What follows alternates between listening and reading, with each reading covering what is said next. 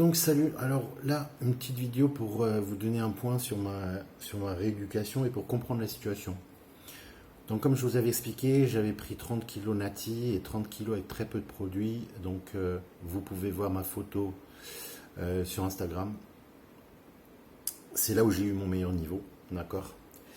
Donc quand j'ai vu ça, moi mon objectif ça a toujours été de vouloir être Monsieur Olympia. C'est comme ça. C'est ce qui m'a motivé.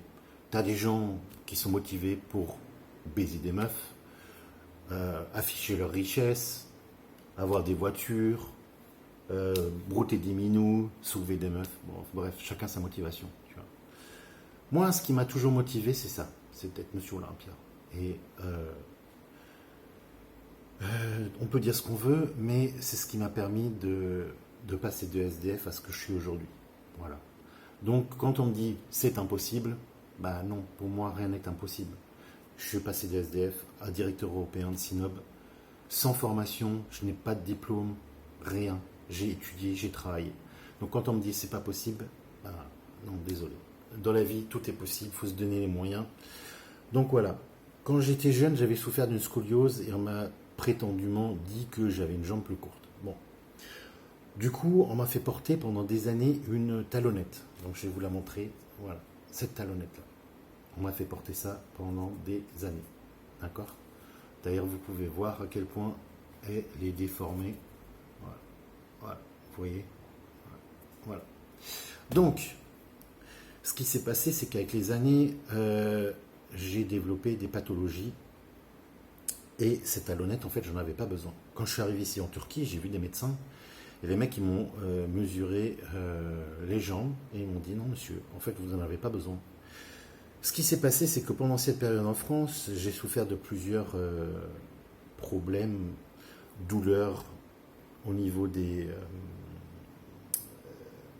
douleurs articulaires chroniques, pas des tendinites, douleurs articulaires au niveau des coudes, des épaules, enfin bref. Je marchais 1 kilomètre, j'en pouvais plus. J'avais des douleurs dans les jambes, des bassins, enfin bref, c'était une horreur. Les voûtes plantaires, la voûte plantaire laisse tomber. Le matin, je me levais, je pouvais à peine marcher tellement que j'avais mal. C'était vraiment la dèche.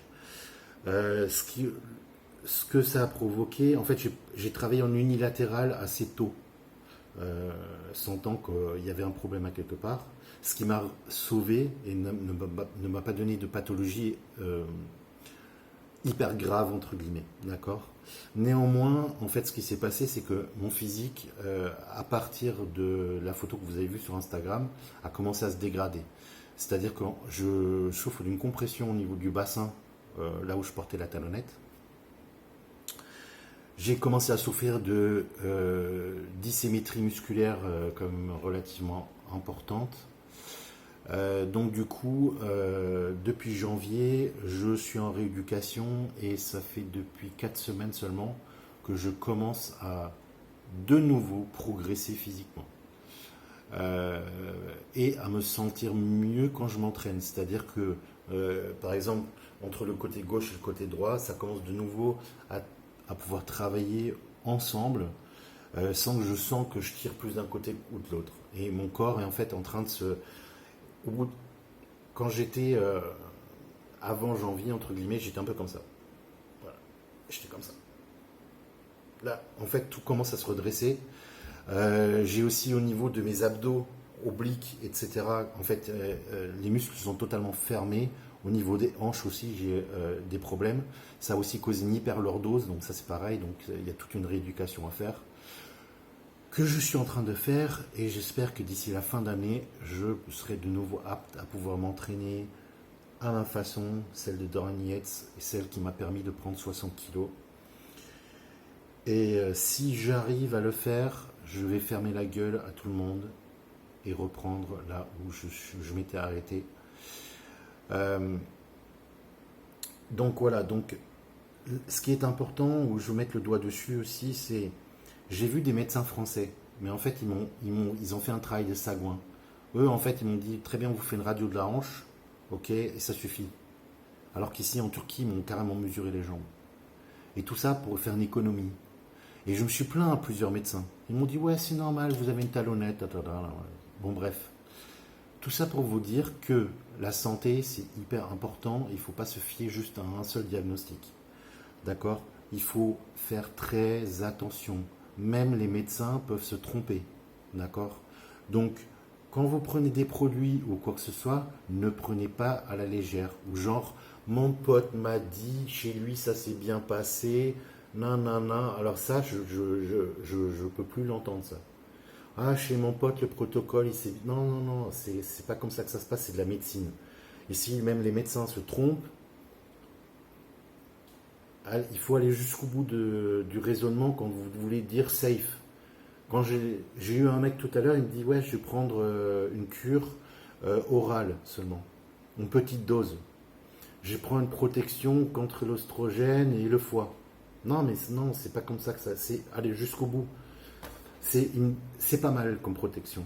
Non, non, non. C'est pas, tu peux faire des cures sans, mais il faut encore aller plus loin dans le protocole. Il y a encore plus de choses. Il faut vérifier les prises de sang. Ça peut supprimer ta propre testo. Enfin bref, c'est juste, il ne faut pas se contenter d'un peu. Il faut vraiment aller jusqu'au bout des choses. Donc voilà. Donc, au niveau de ma rééducation, vous avez aussi vu les photos.